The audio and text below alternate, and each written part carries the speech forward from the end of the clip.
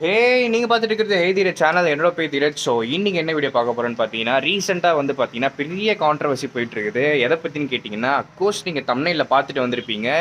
KTM. So KTM கிட்டேருந்து ஒரு 2 bikes Duke and RC அப்படின்னு இருக்குது. ஸோ இந்த 2 வண்டிகளில் வந்து என்ன பிரச்சனை வருதுன்னு பார்த்தீங்கன்னா, இசியூ அப்படின்னு ஒரு பிரச்சனை வருது. எலக்ட்ரானிக் கண்ட்ரோல் யூனிட், இதான் அதோட அப்ரிவேஷன். ஸோ இதில் என்னடா ப்ராப்ளம் இருக்குது, இது என்னடா ப்ராப்ளம் இருக்குது அப்படின்னு சொல்லிட்டு நான் வந்து ரொம்ப யோசிச்சுட்டு இருந்தேன். சரி, சும்மா ஒரு கூகுளில் டைப் பண்ணி போடுவோம் அப்படின்னு சொல்லிட்டு பார்த்தீங்கன்னா, ஏகப்பட்ட ஆர்சி பைக்ஸ் 200ல் வந்து 200ன்னு சொல்ல முடியாது, எல்லா பைக்ஸ்லையும் தான், எல்லா சிசிலையும் தான் இருக்குது.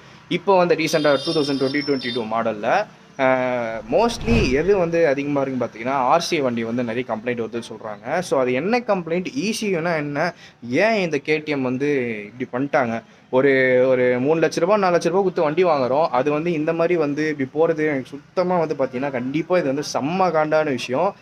நான் கமெண்ட்லாம் பார்க்குறேன், ப்ரோ நாளைக்கு நான் டெலிவரி எடுக்க போகிற வண்டி இப்படி பேசிட்டீங்களே ப்ரோ அப்படின்லாம் வந்து நிறைய வீடியோஸ் கீழே தான் மென்ஷன் பண்ணியிருந்தாங்க. இப்போயாவது உங்களுக்கு உண்மை தெரிஞ்சிச்சே, நீங்கள் தப்பிச்சிக்கலாம்.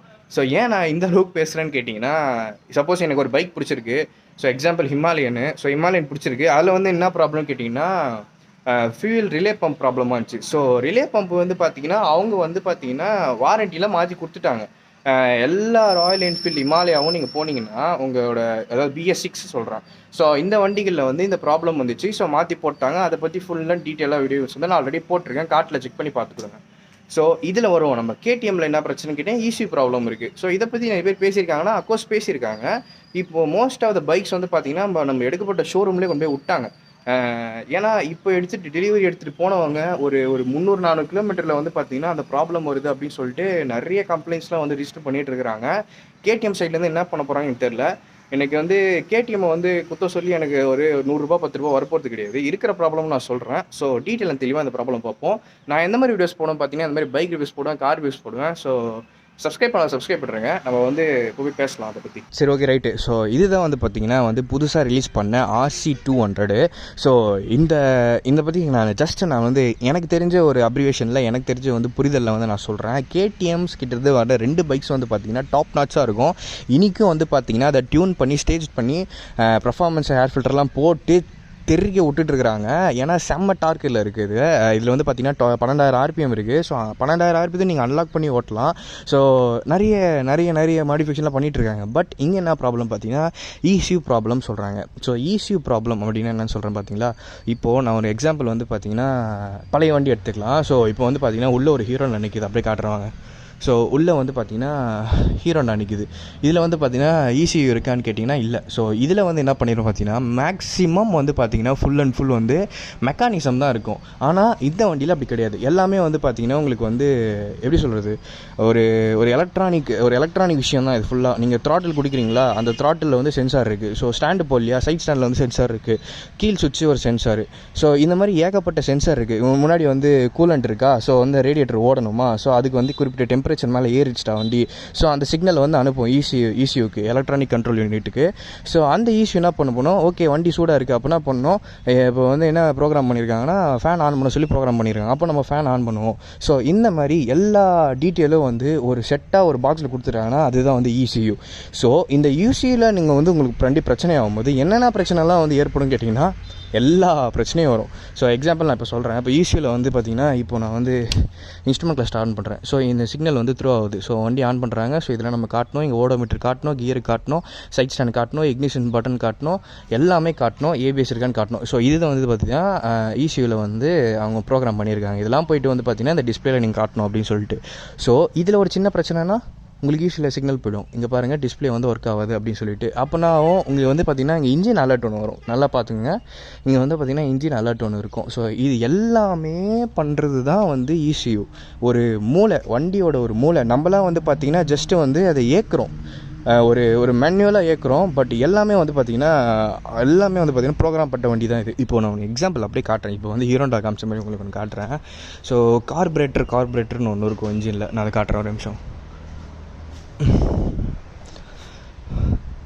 இந்த வண்டியில் கவர் போட்டுக்கிறாங்க.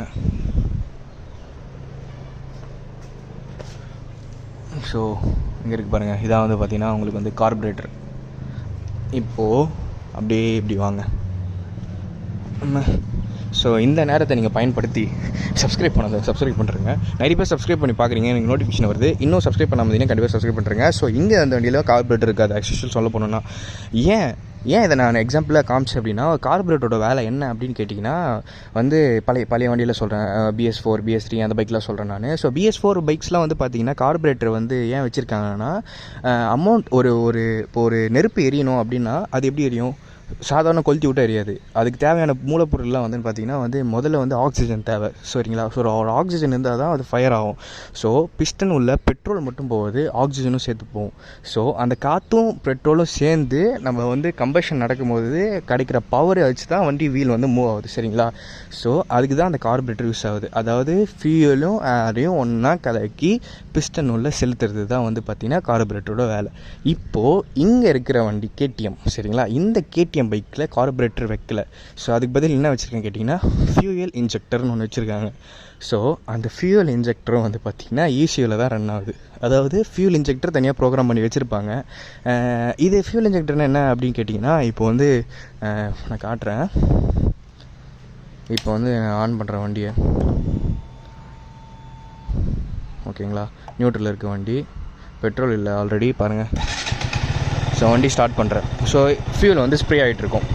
இப்போது பிஸ்டன் வந்து மேலே கீழேயும் போயிட்டுருக்கோம். சரிங்களா? இப்போது நான் த்ராட்டில் கொடுக்குறேன். எவ்வளோ RPM போகுது?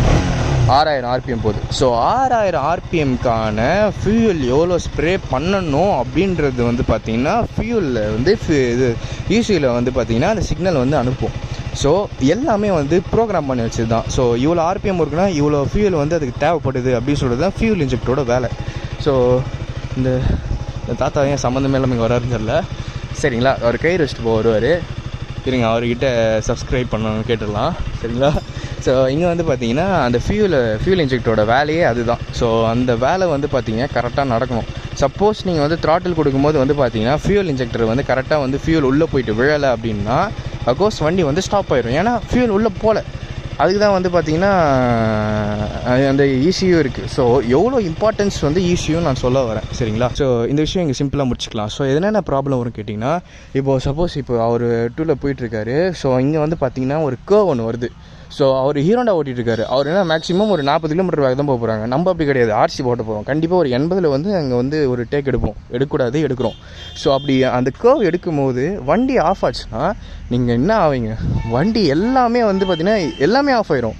இப்போது காரில் வந்து பார்த்திங்கன்னா ஒரு பிரேக் அடிக்கிறீங்க. ஸோ அப்படி பிரேக் அடிக்கும் போது வந்து பார்த்திங்கன்னா நார்மலாக வந்து அடிக்கிற மாதிரி அடிக்கும் இன்ஜின் ஆனில் இருக்கும்போது. இதே நீங்கள் இன்ஜினை ஆஃப் பண்ணிவிட்டு பிரேக் அடித்து பாருங்கள், உள்ளே வந்து இறங்காது பிரேக்கு. ஸோ அதுதான் வண்டி ஸ்டார்ட் பண்ணியிருக்கும் போது வண்டி ஒரு மாதிரி பிஹேவ் பண்ணணும், ஆஃப் பண்ணியிருக்கும் போது பார்த்திங்கன்னா ஃபுல்லாக டெட்டாக பிஹேவ் பண்ணும். ஸோ அதான் சொல்ல வரேன்.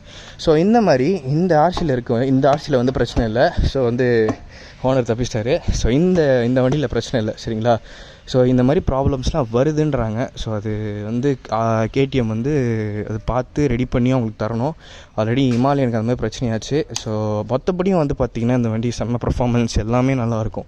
இந்த மாதிரி லாங் ட்ரிப் அடிக்கும் போது ஏதாவது உங்களுக்கு வந்து பார்த்திங்கன்னா வண்டி ஒரு மாதிரி ஜாம் ஆகிற மாதிரி இருந்துச்சு, ஒரு மாதிரி வந்து ஒரு ஜர்க் ஆகுது, ஒரு த்ராட்டில் ரெஸ்பான்ஸ் சரியாக இல்லை, பிக்கப் கம்மியாக இருக்குது, வாட் எவர். ஏன்னா அது உங்கள் பிரச்சனை இல்லை. ஒரு என்ன சொல்கிறது, ஒரு 4 வண்டியில் பிரச்சனை வந்தால் பரவாயில்ல, ஒரு யூனிட்டில் வந்தால் கூட பரவாயில்ல. அவங்க சேல் பண்ண எல்லா யூனிட்லேயும் அப்படி தான் வந்துட்டுருக்குது. இது எங்கே போய் முடிய போகுதுன்னு தெரில. ஸோ இந்த வண்டி பார்க்கலன்னா இந்த வீடியோ வந்து ஷேர் பண்ணுங்கள். இந்த வீடியோ ஷேர் பண்ணலான்ட்டியும் நீங்கள் வந்து உங்கள் ஃப்ரெண்ட்ஸ்கிட்ட சொல்லுங்கள். இப்போ கரண்ட்டாக ரீசெண்டாக வந்து எந்த KTM பைக்ஸ் வாங்க வேணான்னு சொல்லுங்கள். நீங்கள் வந்து அப்புறமா கூட வாங்கிக்கலாம். சரிங்களா? இல்லை வேறு பிராண்டு போடுறதுனா கூட போங்க. நான் வந்து அடுத்த பிராண்டு நான் ரெக்கமெண்ட் பண்ணல. இது நல்ல வண்டி தான். ஸோ உங்களுக்கு பிராண்டு மாற்றுக்காகலாம் நான் சொல்ல. உங்கள் வந்து இப்போதைக்கு ஸ்டாப் பண்ணிங்க. அப்புறம் வந்து பார்த்திங்கன்னா அந்த பிரச்சனைலாம் சார்ட் அவுட் பண்ணுற பிறகு கண்டிப்பாக நீங்கள் வந்து வாங்கலாம் இந்த பைக்கை. ஸோ ஓகே, இது எல்லாமே பார்த்தாச்சு. ஸோ இந்த வண்டி வந்து பார்த்திங்கன்னா நல்ல வண்டி தாங்க. நல்ல கண்ட்ரோல் இருக்கும், ஸ்டெபிலிட்டியாக இருக்கும் வண்டி. எனக்கு பேசிக்காக அந்த டிஸ்க்கு வந்து எனக்கு கொஞ்சம் பிடிக்கும் சொல்ல முடியாது, பிடிக்காது சொல்ல முடியாது. பிகாஸ் அந்த டிஸ்க் பாருங்கள் கொஞ்சம் லைட்டாக உடச்சி விட்ட மாதிரி இருக்கும் உள்ள.